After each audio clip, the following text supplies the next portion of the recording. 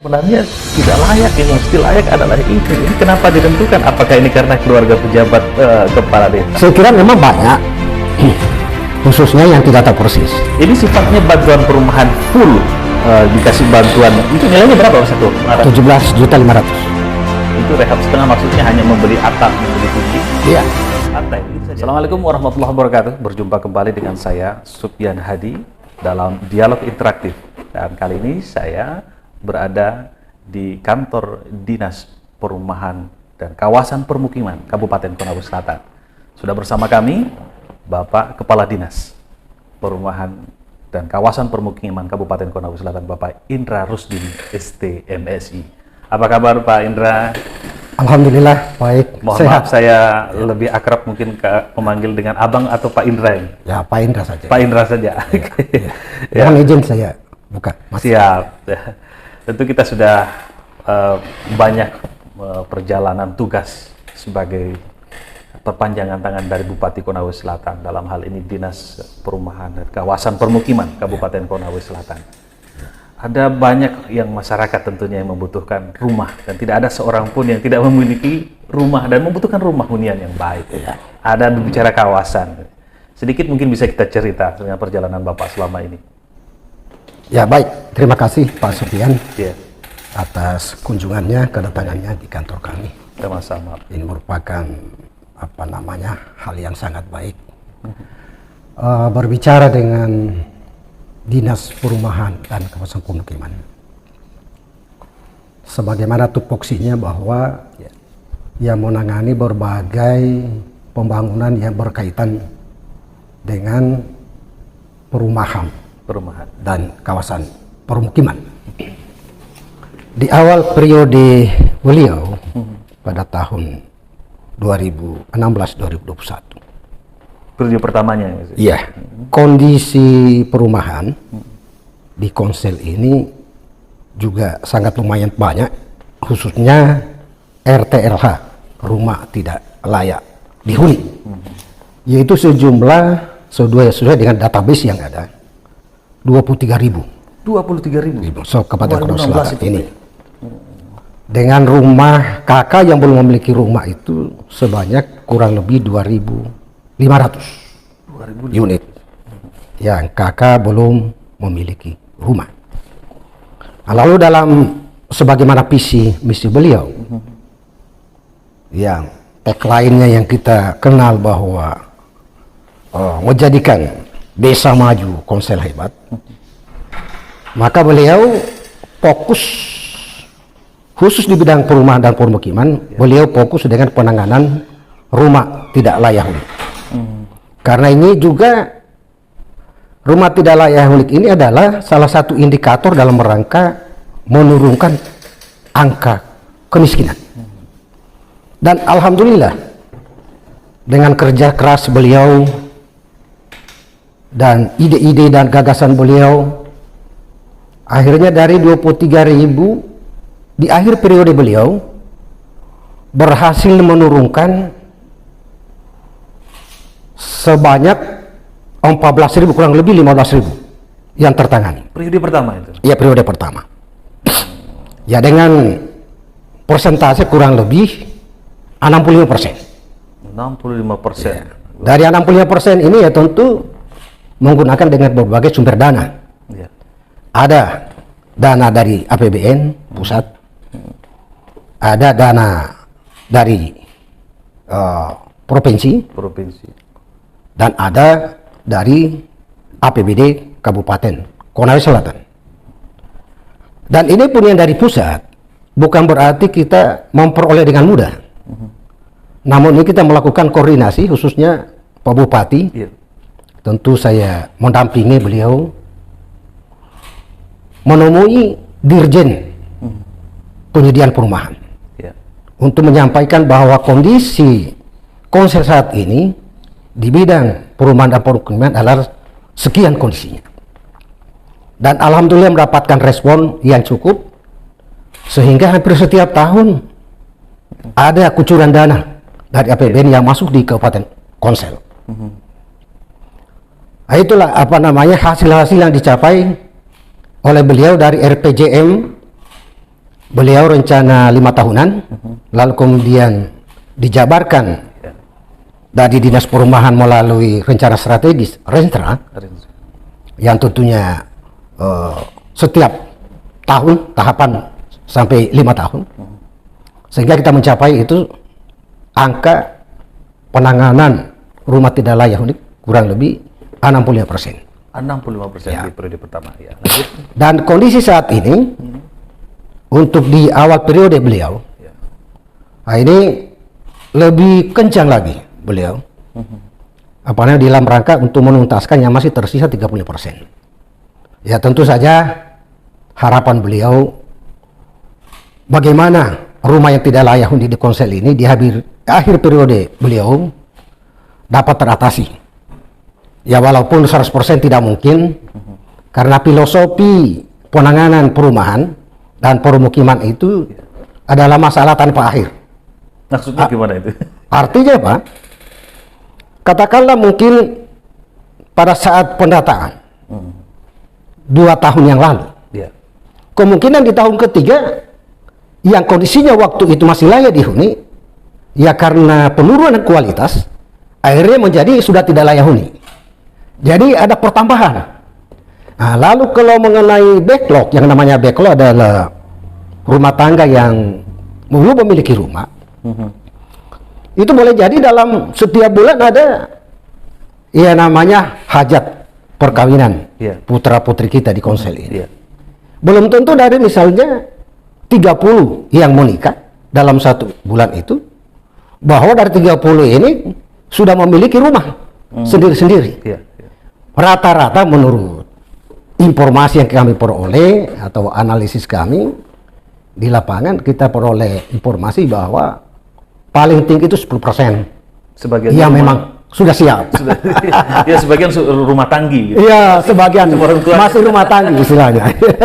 Saya kira itu sekitar ini apa namanya yang terkait dengan tugas kami di Dinas Perumahan. Masih ada 35% sisanya. Masih ada. Masuk di Kurang sekarang di lebih. periode keduanya di Iya, tahun iya. 2021, masuk 2022 saat ini. Iya. Ya, 2022 ini sudah masuk berapa persen targetnya? Ada target? Ini sekarang kurang lebih karena kita baru start, Ya, baru apa namanya sudah termasuk masuk tahun kedua ini ya. baik ya. Ya, kita punya ancang-ancang itu dari 35 ini, ya paling tidak sudah sepertiga. Berapa? Sepertiga dari. Sepertiga. Iya. Ya. Itu dari APBN campur di ini ya? Juga dari. Kombinasi? Sama sumber dananya. Berasal dari APBN, ada juga dari provinsi, kemudian ya tentu terbesar dari APBD Kabupaten. Terbesar. Jadi dari Bapak APBN. Bupati begitu besar perhatiannya. Kalau dengan berbicara masyarakat besaran kecil. ini, berbicara anggaran APBD untuk tahun 2022 yang disiapkan Pagu khusus untuk membantu masyarakat menurut RTLH itu berapa banyak?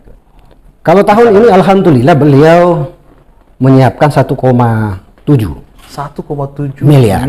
Iya. Itu bisa berapa rumah itu? Iya. Itu asumsinya kalau rumah peningkatan kualitas PK itu 100 100 unit. 100 unit. Ya, terbagi di 25 kecamatan tentunya. Terbagi tentunya. Sekarang ini asas bagaimana kami. caranya supaya masyarakat itu bisa mengerti ini yang layak mendapatkan, ini yang belum layak mendapatkan. Nah, ini kategorinya yang Iya. masuk dalam database Iya. pemerintah daerah yang dikelola oleh Dinas Perumahan dan Iya. kawasan pemukiman itu seperti apa itu? Iya. Pemilahannya, Pemilahan. memilih dan memilahnya itu. Ya, Ya, kalau kita apa namanya, khususnya di Dinas Perumahan ini, ya tentu yang menjadi acuan, rujukan kita melaksanakan tugas yang diembankan kepada kita ini dalam rangka membantu Bupati ya. di bidang perumahan pemukiman adalah peraturan yang ada. Ya terkait dengan peraturan pemerintah nomor 1 tahun 2011. Di mana di sana sudah dijelaskan begitu detail tentang kriteria-kriteria rumah yang masuk kategori tidak layak. Ya. Seperti itu. Jadi memang tidak sembarang. Ya meskipun memang banyak, ya tentu kalau pendekatan kekeluargaan, pendekatan birokrasi memang kadang-kadang banyak tantangannya. Seperti itu. Karena ada biasanya ya seharusnya masih layak, lalu ingin dimasuk-masukkan bahwa ya dibuatkan semacam syarat supaya tidak layak. Tapi kami tetap mengacu kepada aturan yang ada. Aturan. bahwa sesuai dengan kriteria. Kriterianya diantaranya misalnya sirkulasi udara tidak tersedia, misalnya jendela, pintu yang memadai. Kemudian lantai masih tanah. Masih tanah. Kemudian dinding masih jelajah atau papan yang sudah lapuk. Itu salah satu Ya, kriteria. kemudian juga atap. Atap. Barangkali masih atap rumbia, ya tentu masih bocor-bocor. Nah, ini semua kan ini salah satu kriteria. Nah, inilah yang apa namanya yang menjadi rujukan pemilahan-pemilahan itu, yang menentukan. Nah, kemudian sistemnya kita adalah seperti di era pandemi kemarin. Iya. Kan Pak Bupati sudah memprogramkan, katakanlah sekian ratus. Iya. Lalu kemudian kan ada kebijakan nasional dan saya kira menyeluruh, diadakan pengurangan anggaran, yang mana anggaran ini direfocusing, dialihkan ke penanganan pandemi. Ini yang di 2021, 2022 juga masuk kan refocusing-nya? Iya. 2022 juga masuk refocusing-nya? Enggak? Kalau 2002 ini alhamdulillah belum ada. Belum ada refocusing? Belum ada, sudah tidak ada. Yang lalu itu 2021. 2021, ya oke. Ini saya ceritakan bahwa sistem yang kami lakukan di sini selain dari kriteria tadi, misalnya kami sudah apa namanya, karena kita masyarakat yang calon penerima itu melalui SK Bupati. Jadi yang menentukan itu terakhir finalnya adalah Bupati. Bupati. Nah, kami menyampaikan kriteria seperti ini, menjelaskan secara teknis, lalu beliau mempelajari, dan ketika itu masuk sesuai dengan apa yang menjadi harapan beliau, maka itu baru ditandatangan. Nah, di 2020 dan 2021 itu puncaknya pandemi kemarin, Iya. kan banyak yang direfocusing. Iya. Nah, yang direfocusing ini apa namanya, artinya ditangguhkan. Ditangguhkan. Pada periode 2021-nya kita angkat lagi nih yang sudah kita usulkan. Ya tentu dilakukan dengan survei ulang. Iya. Nah, kita khawatirkan siapa tahu pada saat rentang waktu antara 20 dengan 2001 itu ada masyarakat yang punya rezeki dan bisa membangun, sehingga kualitasnya tidak masuk lagi kategori tidak layak. Nah, itu lagi yang kita programkan, masukkan di 2001. Demikian juga yang tidak termuat di 2021 karena keterbatasan, apalagi refocusing kemarin, kita dorong lagi, angkat lagi di 2022. 2022. Ya seperti itu. Jadi kita tidak membaharui dulu sepanjang belum tertangani yang sudah pernah. Baik. Ya, pernah kita usulkan kepada Bupati. Ya, ini dalam rangka juga apa namanya, wujud ya loyalitas kita terhadap arahan dengan pimpinan. Kalau kemudian masyarakat mendapatkan, wah ini sebenarnya tidak layak, yang mesti layak adalah ini. Ini kenapa ditentukan? Apakah ini karena keluarga pejabat kepala desa atau ada keluhan-keluhan yang apa namanya tidak terlapor gitu, yang Iya. tapi terdengar di sekitar masyarakat. Kalau itu bagaimana menutup ruang apa namanya supaya tetap pada porsinya, tetap dengan aturan itu gimana itu, Pak? Iya. Saya kira memang banyak, khususnya yang tidak tahu persis. Tidak tahu persis mengenai bagaimana kriteria yang semestinya. Ya. Yang masuk kategori tidak layak huni. Seperti itu. Jadi kita kembali ke aturan. Kita jelaskan lebih detail. Ini loh Pak Bu, kriterianya yang tidak layak huni. Ya, kalau Bapak punya itu belum, baru mendekati. Iya, seperti itu. Dan alhamdulillah sampai saat ini belum ada juga yang terlalu begitu ngotot bahwa memprotes apa yang menjadi pilihan-pilihan. Ini sifatnya bantuan perumahan full, dikasih bantuan, itu nilainya berapa satu perumahan? Kalau yang peningkatan kualitas, artinya sifatnya rehab, Rehab ya 17,5. 17.500.000. 17.500.000. Itu rehab setengah maksudnya hanya membeli atap, membeli dinding, Iya, lantai, begitu saja biayanya dengan biaya kerja gitu. Ya? sesuai dengan, iya, termasuk. Karena ada RAB-nya tentunya. Iya. Sesuai dengan RAB. Iya. Karena sebelum kita apa namanya memfinalkan, terlebih dahulu disurvei, mulai dari melihat kelayakannya, kemudian menghitung apa-apa saja yang dibutuhkan KK yang mendapatkan bantuan itu. Nah, kita berjalan sesuai dengan RAB-nya. Iya, iya, iya. Ya, 17,5 itu termasuk biaya kerja. Biaya kerja. Ya, seperti itu. Kami untuk di Dinas Perumahan ini, karena berdasarkan dengan petunjuk dari Dirjen Penyediaan Perumahan, pada saat kami sering koordinasi, bahwa mereka punya keluhan, bahwa khususnya bantuan-bantuan itu yang dari pusat, banyak yang mengecewakan. Artinya tidak selesai. Tidak selesai. Tidak selesai. Padahal tidak selesainya akibatnya karena bahan itu apa namanya,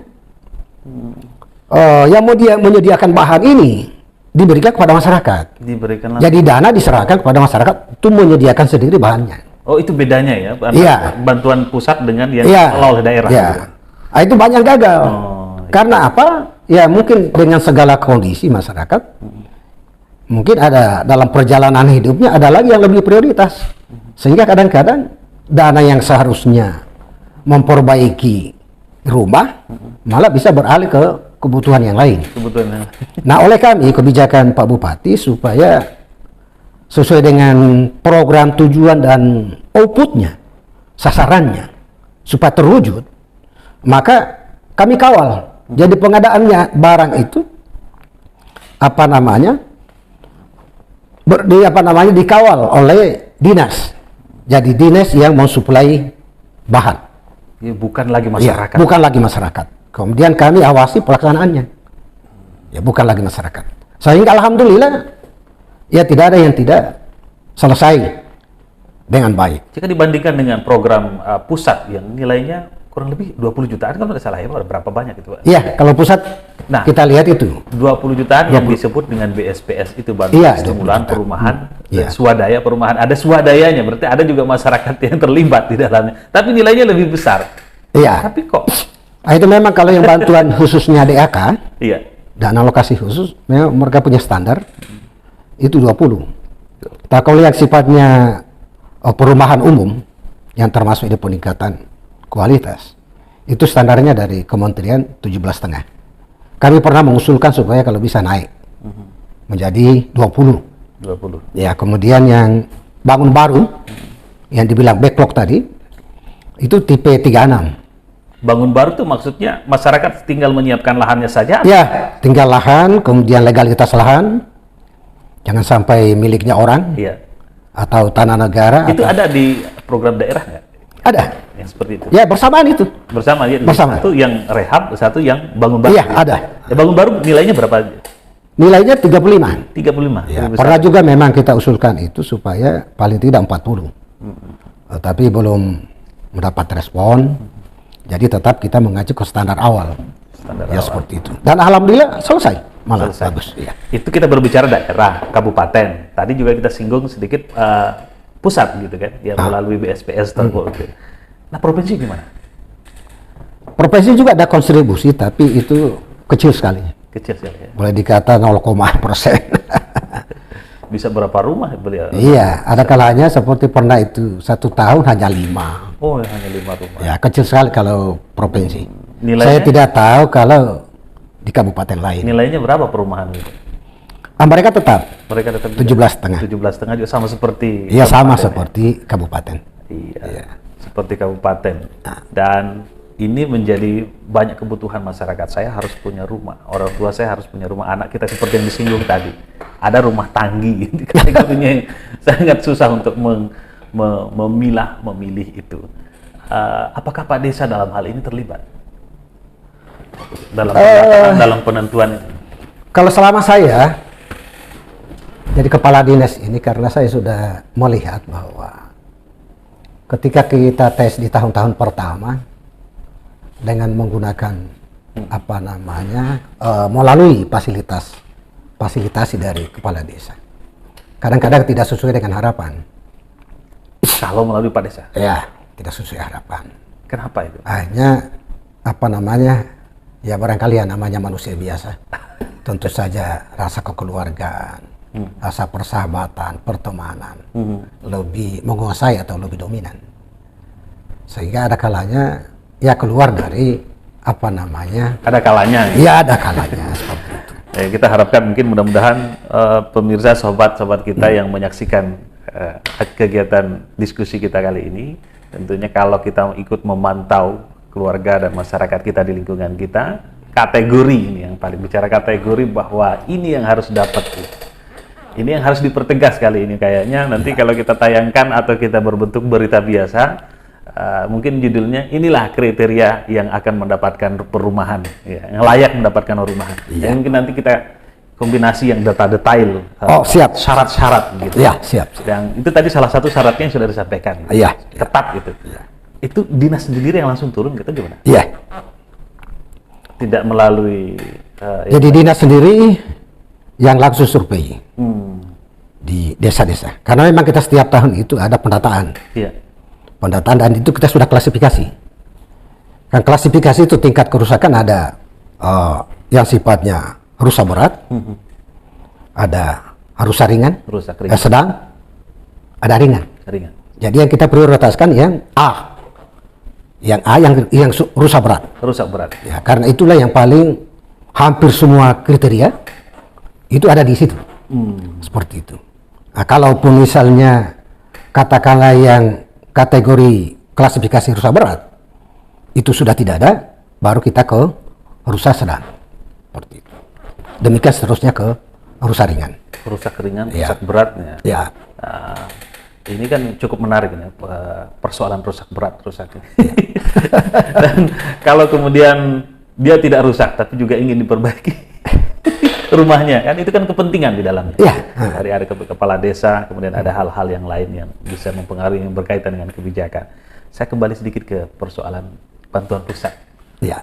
Adakah perannya kita dinas perumahan dalam hal ini pemerintah kabupaten untuk mendukung programnya pusat untuk sampainya program tersebut dengan baik, mengawal seperti yang dilakukan pada programnya daerah. Ya. Perannya ini sebenarnya seperti apa gitu? Ya.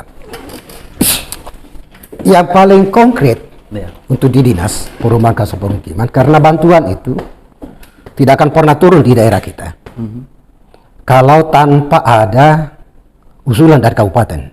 Ya, itu tadi. Dalam hal ini urusan bupati. Ya. Jadi yang pertama kita menyediakan database. Semua database 336 desa, 15 kelurahan ini. Itu apa namanya? Kita kirim ke input ke aplikasi Dirjen Penyediaan Perumahan. Nah, sehingga sekarang kan pendekatan digital aplikasi. Ketika mau bagi-bagi perumahan di seluruh Indonesia ini, sudah ada kita punya data di sana. Jadi mereka tinggal melihat. Nah, sehingga di dalam data itu sudah terklasifikasi.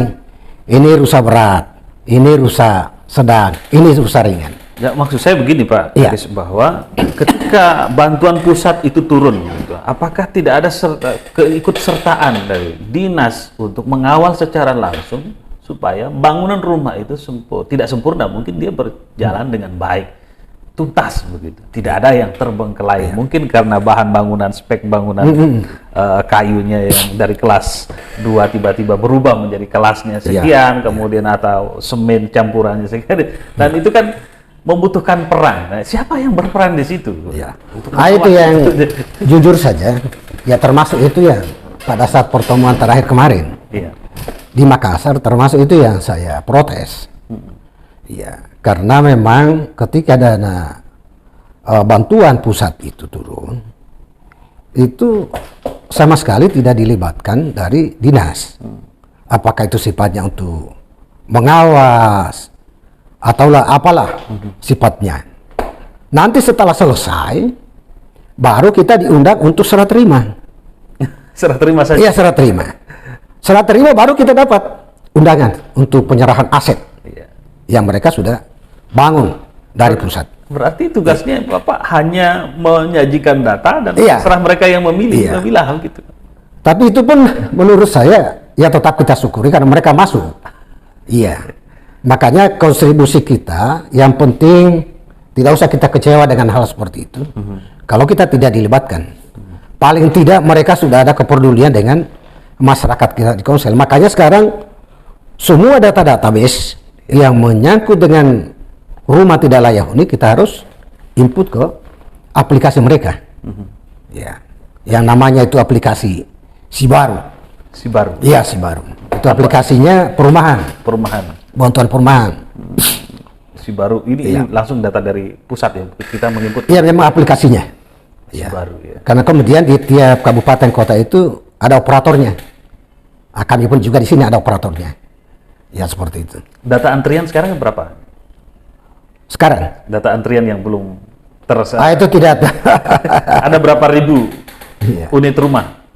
Sekarang kan tinggal tersisa itu kurang lebih 8.000. 8.000. Ya, tapi sudah kita masuk ke tahap kedua ini, mungkin sudah sekitar 2.000-an lebih. 2.000-an lebih. Ya. Berarti tidak menunggu 2023-2024 selesai masa jabatan bisa Insya diselesaikan. Allah, insya Allah.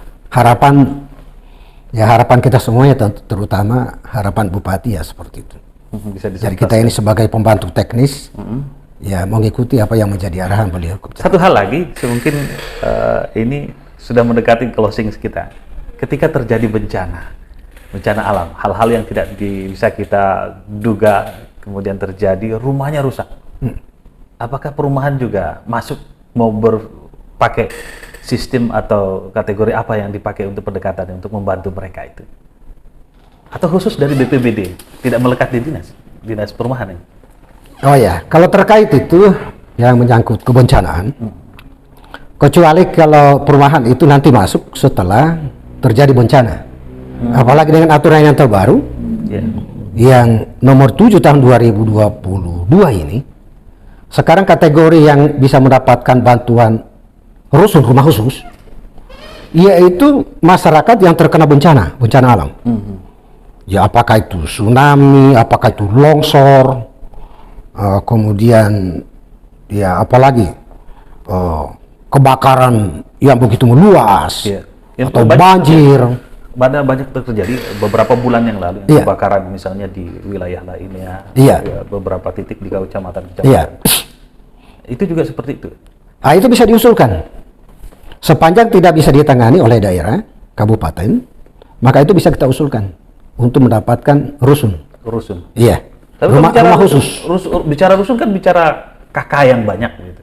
Kepala keluarga yang banyak yang tinggal. Tapi ini kan 1, 2, 3 rumah. Gitu. Kalau itu spot-spot itu saya kira pemerintah daerah saja. Karena dia ini sifatnya sudah ada penilaian kriterianya. Berapa besar begitu bencana yang menimpa.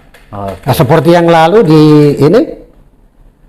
di mana ini? Di Lambeuru Kedalam. Saya lupa nama desa itu. Jadi ya? Iya. Dulu kan pernah kena banjir. 2021 mungkin. 2020. Kena banjir sampai tenggelam berbulan-bulan rumah ini. Lalu kami video, kemudian ketemu Dirjen Penyediaan Perumahan, kami jelaskan bahwa kondisi perumahan-perumahan ini karena ini dekat dengan muara, dia kadang-kadang terendam sampai berbulan-bulan. Nah, oleh karena itu pada waktu itu Dirjen menyetujui untuk dialokasikan, dan waktu itu langsung dialokasikan kurang lebih 4 miliar. Hanya persoalannya adalah tanah yang memiliki legalitas formal, yang awalnya dulu sudah menjadi kelengkapan data administrasi pada saat kami mengusulkan itu ada, belakangan sudah akan ditenderkan, ya kembali lagi diambil alih oleh pemilik masyarakat. Seperti itu. Sehingga tidak jadi turun. Tidak hanya dana itu yang sebesar itu beralih di tempat lain. Rata-rata masalahnya mungkin masalah itu, ya. Nah, termasuk ini rusun untuk perumahan nelayan. Iya. Di kawasan Kabupaten Konawe Selatan kan ada banyak kawasan desa nih yang nelayan, bekerja sebagai nelayan. Dan di situ kan ada program pusat yang harus bersinergi dengan kabupaten dan kota untuk membuatkan rumah yang layak dengan bentuk rusun gitu. Ya. Apakah pemerintah Kabupaten Konawe Selatan tidak melakukan pendekatan sinergi dengan pemerintah pusat dalam hal penyediaan perumahan untuk para nelayan ini? Kalau kabupaten, kalau dari pemerintah Kabupaten Konawe Selatan, ya tentunya melalui Bupati dan kami sebagai pembantu beliau, bahkan seperti Torokeku. Kami sudah bahkan 2 tahun berturut-turut kita usulkan. Karena ada sudah ditinjau, sudah dipoto apa semua, dan mereka sudah menyediakan lahan, dihibahkan kurang lebih 3 hektar. Luar biasa. Dengan asumsi kurang lebih 150 unit. Cukup luas. Ya, karena kondisinya itu adalah sering terjadi banjir itu yang melampaui ambang batas. Air laut yang naik melampaui ambang batas sampai sampai mengapung lantai-lantai mereka. Air pasangnya itu. Ya? Air pasangnya itu. Dan itu kondisi itu setiap tahun rutin terjadi. Dan andai kata pada saat waktu yang bersamaan air pasang itu naik melampaui batas, kemudian ada angin, saya kira ini hanyut semua.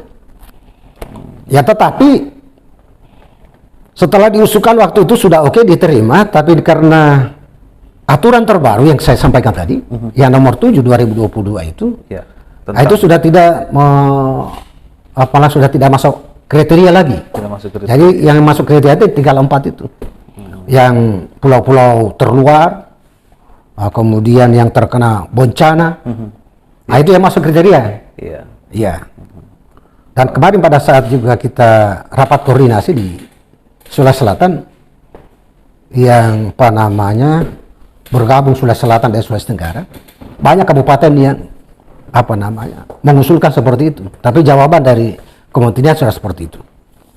Ya, jadi solusinya adalah ya dari pihak kabupaten menangani. Seperti Torokeku ini kita tahun ini kita masuk. Berbentuk perumahan sama seperti ya perumahan ya peningkatan kualitasnya. Oh, peningkatan kualitas. Ya. Itu yang nilainya yang 17 juta. Ya, 17,5 juta. Oke.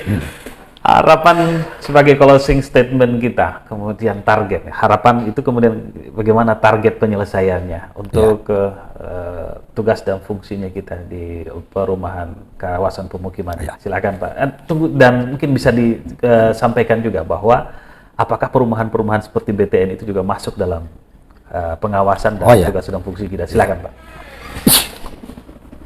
Dinas Perumahan dan Pemukiman sebagai pembantu Bupati ya terus mendorong bagaimana sesuai dengan visi misi beliau yang termuat di dalam RPJM dan juga dijabarkan di dalam rencana strategis dinas. Harapannya di akhir periode beliau kiranya perumahan yang tidak layak ini bisa teratasi secara keseluruhan meskipun tidak 100%. Kemudian terkait dengan BTN yang notabene-nya ditangani oleh para pengembang, itu juga memang ada bantuan PSU namanya, prasarana, sarana, dan utilitas umum, di mana prasarana ada jalan lingkungan, drainase lingkungan. Ya tentu dengan kriteria bahwa kalau yang kami peroleh yang terbaru, informasi dari kementerian, ya berhak mendapatkan bantuan itu, dan juga sudah banyak yang saya tanda tangan, mereka mengusulkan PSU itu, adalah bagi pengembang yang katakanlah dia ingin membangun 100 unit, lalu sudah terbangun 50%. 50%. Ya. Maka itu usulan itu bisa diakomodir untuk dibantu mengenai jalan, kemudian drainase lingkungan. Hanya ini lagi-lagi. Kemarin juga sempat saya klaim dan saya terus terang saya agak vokal menyampaikan. Gimana? Karena beberapa waktu yang lalu pernah untuk penyerahan hibah dihibahkan ke kabupaten. Artinya prasarana-sarana yang sudah dikerjakan oleh pusat melalui di BTN itu, melalui rabat-rabat beton, rabat jalan, juga drainase. Untuk ditandatangan bupati kesediaan untuk menantangan. Tapi waktu itu saya pending. Kenapa saya pending? Karena tidak pernah kita dilibatkan dalam hal pengawasan untuk melihat kualitas. Kualitas. Iya, kualitas apakah ini seperti yang kita sampaikan tadi. Nah, kualitas apakah itu betonnya ini, katakan rabat betonnya, campurannya seharusnya 1,3 jangan sampai 1,8. Ya seperti itu, satu banyak. Seperti itu kita tidak pernah dilibatkan. Sehingga saya protes, tunggu dulu. Saya tidak bisa serta-merta itu mengantarkan kepada bupati untuk ditandatangan, menerima itu. Karena saya sanksi dan kualitasnya. Nah, sehingga saya sarankan, beberapa kali datang langsung dari kementerian, saya sarankan minimal saya pingin set plan, kemudian saya pingin laporan dari yang mengawal, dan terakhir dokumentasi. Lengkap itu baru saya bawakan kepada bupati. Alhamdulillah itu dipenuhi, dan surat bersama dengan lampiran laporan kualitas, kuantitas, kemudian juga dokumen-dokumen hasil kerja itu baru saya bawakan kepada bupati. Itu yang terbanyak di Konda dengan Ranome itu ya? Persisnya di Konda, Ranome itu. Ya. Oke, baik Pak Kadis, terima kasih. Ya baik. Kita bicara singkat tapi insya Allah ini bermanfaat untuk masyarakat luas tentunya, khususnya Kabupaten Konawe Selatan, dan sobat yang sudah menyaksikan diskusi interaktif kami pada kesempatan ini. Insya Allah diskusi-diskusi positif seperti ini akan terus kami kembangkan untuk menyajikan hal-hal yang positif yang bermanfaat untuk kita cerna bersama, untuk kita jadikan sebagai pengetahuan, sebagai referensi kita, menambah pengetahuan kita. Terima kasih bersamaan Anda. Saya Sufyan Hadi bersama kerabat kerja yang bertugas mengucapkan terima kasih. Billahi taufiq wal hidayah. Assalamualaikum warahmatullahi wabarakatuh.